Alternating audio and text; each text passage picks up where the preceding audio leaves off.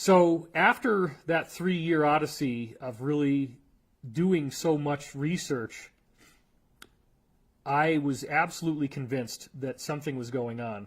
And then along comes this book, The Day After Roswell, giving the testimony of Colonel Philip Corso.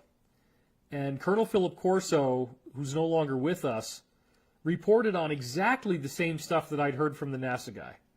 He was saying that he was involved in a so-called foreign technology division where they were taking wreckage from this craft and putting it out to various corporations that deal with manufacturing.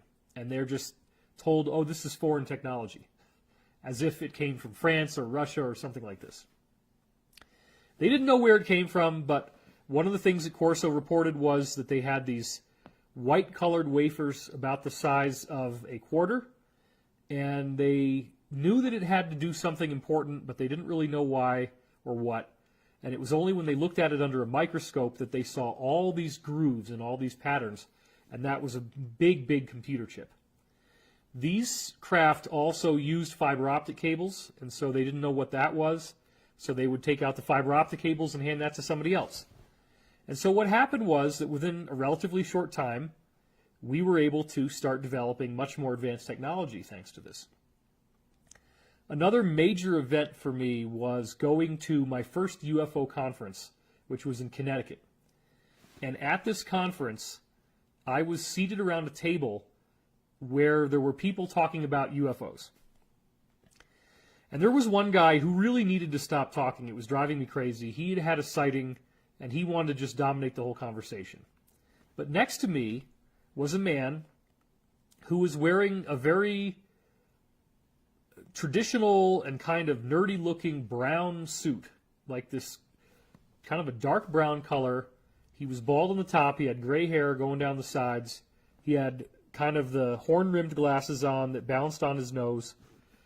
And this man told me right up front that he worked for Lockheed Martin, that he'd worked for Boeing, all these different defense contractors. And this, by the way, we're now talking 1996 is when this happened. I'm sitting with this guy at this UFO conference, and I had told him about what I'd heard from the college professor, and he was really impressed. He said, wow, your college professor, told you a lot, but I'm going to tell you right now there's much, much more. And if you want to come and meet with me privately, I will tell you a lot more. So then he walks off, and he wanted me to go over by the salad bar or something. After he left, I had other people who were UFO enthusiasts at the table, and I told them what happened, and they said, absolutely do not go with this man. Because what they're doing is they're looking for psychics. And you already told them you're a musician, that you've played jazz.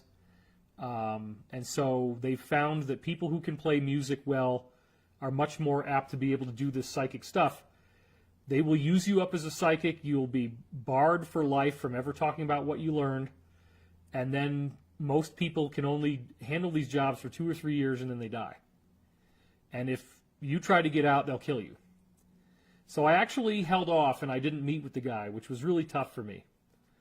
And in the meantime, I go out on the internet. Eventually, by 1999, I've got my own website, and I start writing about this stuff, and it attracted a lot of interesting attention. So in 2001, I went to the Disclosure Project event. This was a big, big deal because you have Dr. Stephen Greer, who's put together a team of 39 people who have never come forward, most of them before. And they are saying that they witnessed UFOs, that they have them on. There was one guy who had radar tracings, visible sight from pilots, ground-based observation, and landing traces on the ground, where these craft actually leave footprints in the dirt. For me, I think the most amazing guy who I met at this event, Disclosure Project, was Sergeant Clifford Stone. I sought him out right away, went up to him, because he was claiming that he had actually gone up to craft that had crashed in this crash retrieval unit. And he was the guy who had to interact with the beings when they first we're still alive and we're dying. And apparently what happens is that the being is giving you a telepathic connection to itself, where you feel everything that the being feels. You feel its pain. So if it has a severed leg, it's literally no different than the exact pain of your leg being severed, that you're dying, the fear of your death, all this kind of stuff. And as he's telling me this, you can see tears welling up in his eyes. And in fact, unfortunately, what people don't see online is the next one that happened on May 10th. That's the one I was at. Everybody sees the May 9th one. That's the one in the National Press Club. There was another one on May 10th in a private room, and that was the closed executive summary briefing for VIPs and members of Congress. I sat literally right behind Helen Thomas in her wheelchair. I was in the second row, right up front, because that's what I like to do, is be in the front. And so everybody did their spiel that they had done the day before, but a lot of them went into way more detail. And unfortunately, and I've talked to Greer about this, the footage is lost. There was somebody filming it. I remember seeing a guy there with a camera. We have no idea where it went. And it's such a shame, because when Sergeant Clifford Stone went up there and he started talking about his intuitive interface with these beings, he literally lost it. He started crying. He had to walk off into the corner, and he got this massive standing ovation. Now, bear in mind, this is 2001, pre-9/11, and you have actual congressmen in the audience and their aides. So these congressmen were up on their feet, shouting, cheering, clapping for a long time to get him to compose himself and get back on the stage. It was an incredible moment, and I so wish that we had video of that, but we don't. After this momentum got started, approximately 2 billion people had heard about this in one form or another on Earth. Just a few months later, we have 9/11. And that really sort of changed the emphasis, and this opportunity that we had for disclosure got closed down. So I didn't really have any other insider contact of significance after those first 39 people until, I'm going to say, the year it was the winter of 2003. And this is where I end up getting stranded in Albany, New York, on the way to see my parents down in the Scotia, Schenectady area at the time.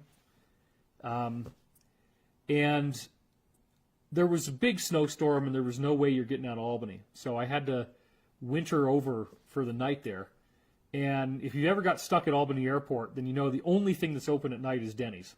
So I go to this Denny's, and I happen to have brought along with me this book called The Montauk Project. And it was strange, because before I left, the book had literally fallen off the shelf in a funny way. I'm not sure if it got bumped or what happened, but it had ended up on the ground, and I'm seeing it face up looking at me. And I thought this book was nonsense, because what it was describing was people in this military base on Montauk Point, Long Island, who had taken a seat out of a UFO and had apparently figured out how to give it the right amount of power. What did it require for its power consumption? And then when you put somebody into the seat, the thoughts that they think, if they can meditate well enough, those thoughts will actually manifest as physical objects in the room. So you can literally materialize whatever you want by sitting in the chair. What also was really cool about the seat was that it would create a portal if you thought about a particular place, and they started sending homeless people through the portal that they just gathered up from the streets of Long Island, and most of them died, but they did find that there were ways to get people out through the portal and bring them back. And before too long, they also figured out that these portals were not just taking you from place to place in space, they actually were time portals as well.